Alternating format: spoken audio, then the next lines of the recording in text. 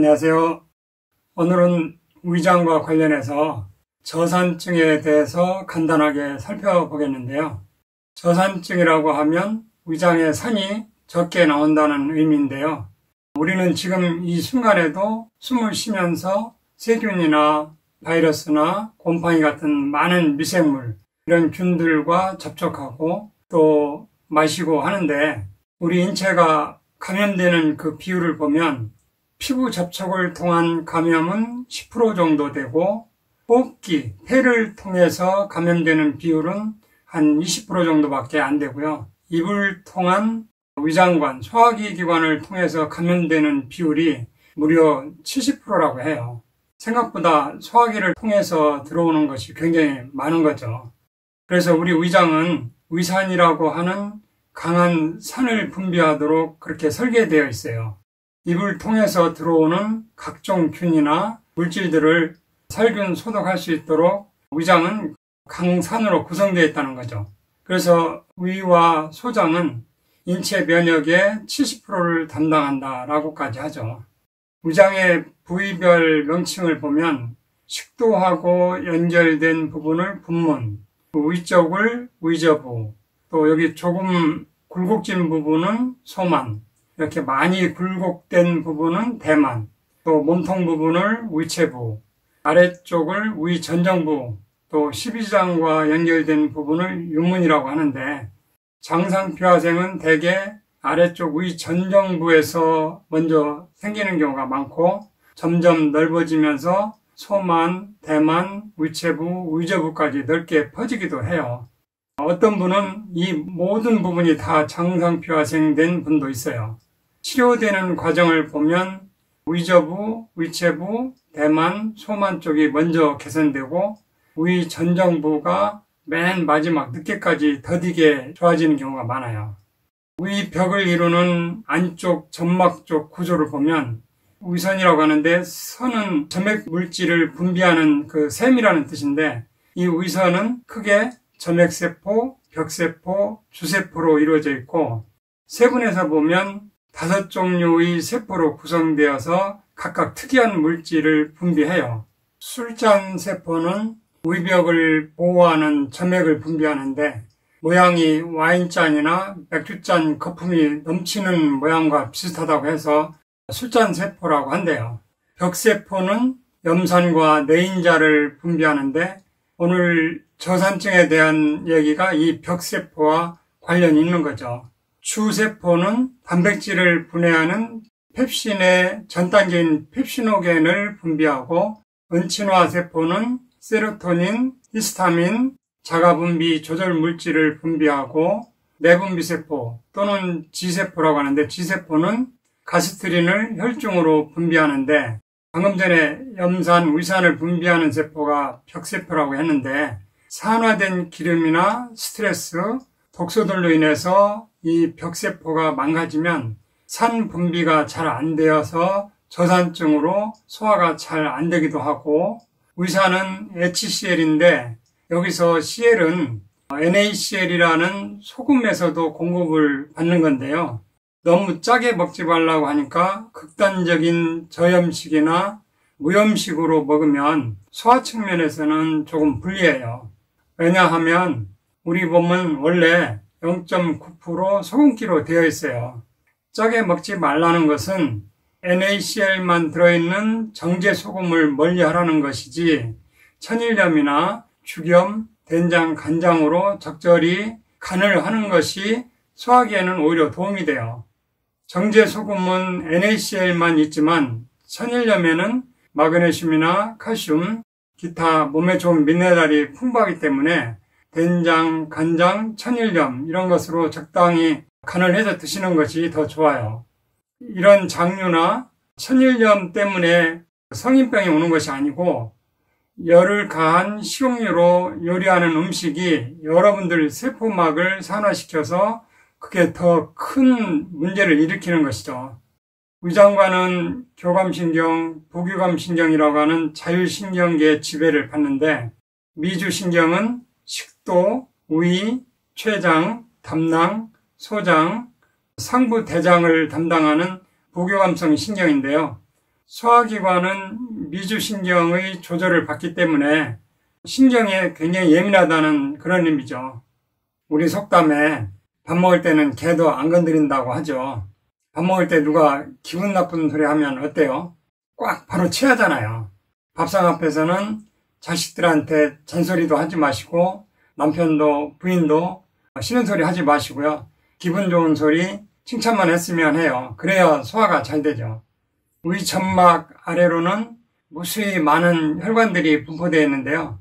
혈관이 많이 분포되어 있다는 의미는 영양 공급을 잘 받는다는 의미죠. 그래서 우리 인체 세포 중에서 재생 속도가 제일 빠른 곳이 위 점막 세포인데요. 한 5일에서 일주일 정도면 재생이 돼요. 젊었을 때는 폭주하고 자극적인 거 먹고 상처나서 속 쓰리고 해도 일주일 정도만 조심하면 금방 회복되는 거죠. 나이 먹으면 점막 재생 속도가 느려져요. 장상표화생된 세포는 더 오래 걸리고요. 위축성 위염은 위벽이 얇아진 건데 앞에서 술잔세포가 위벽을 보호하는 점액을 분비한다고 했는데 그 세포의 기능이 떨어지면 위 점막을 보호하는 점액을 잘 분비하지 못해서 위벽이 얇아지는 위축성 위염이 돼요. 내시경으로 보면 붓으로만 식빗줄이 거미줄처럼 다 보일 정도로 위벽이 얇아진 거죠. 이럴 때 위점막 보호 성분인 히알루론산, 류신, 인지질 이런 것을 합성을 3배에서 6배 증가시켜주는 생이연락도 도움이 되고요. 위축성 위염은 방치하면 장상표화생으로 될 확률이 높아져요. 위축성 위염일 때 세포에 진액 보충하는 한방요법과 점막 보호제들을 적극적으로 투여하면 많은 도움이 되고요. 위 벽세포에서 강한 산이 나오는데 왜 위 점막은 멀쩡하냐? 위산이 보통 pH 1.5에서 2 정도의 강산인데 우리가 보통 강한 염산을 피부에 대면 화상을 입을 정도인데 그것은 술잔세포에서 만들어지는 점액 성분들은 벽세포에서 만들어지는 위산에 쉽게 분해되지 않는 구조로 되어 있어요. 그래서 건강한 위장은 술잔세포에서 점액 성분도 잘 만들어져서 위벽을 튼튼히 보호해주고 벽세포에서 위산도 잘 나와서 외부에서 들어오는 균도 잘 살균 소독해주고 소화도 잘 되게 해줘요. 역류성 식도염은 산이 많이 나와서 그럴 것 같지만 의외로 저산증인 사람이 많아요. 산이 덜 나와서 pH 3, 4 정도의 저산증이 되면 오히려 식도 관략근이 느슨해지면서 쉽게 산이 역류하게 되고 이런 사람일수록 점막 보호층이 제대로 안 만들어져서 역류성 식도염이 생기는 경우가 더 많다는 것이죠. 따라서 역류성 식도염 진단을 받았으면 제산제 한 2, 3주 사용해 보시고 그래도 개선이 안 되고 자꾸 재발된다면 위산과다가 아니고 제산제를 먹을 것이 아니라 점막 보호제나 저산증 개선 쪽으로 신경을 써야 돼요. 제산제를 한 달, 2달 계속 먹으면 오히려 약물 독성으로 우리 점막 세포의 기능이 더 약화되어서 만성적으로 고생을 하게 돼요. 모 대표님이 여러 사람을 검사해 봤더니 10중 8구는 저산증으로 나왔다고 하더라고요. 50대 이후는 세포 기능이 저하되기 때문에 거의 저산증 확률이 높다고 보시면 돼요.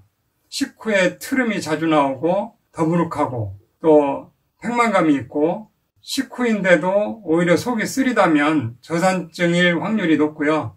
위산과다인 경우는 소화는 오히려 잘 되고 속이 비었을 때 쓰린 경우가 많아요. 저산증은 많은 질병의 원인이 된다고 해요.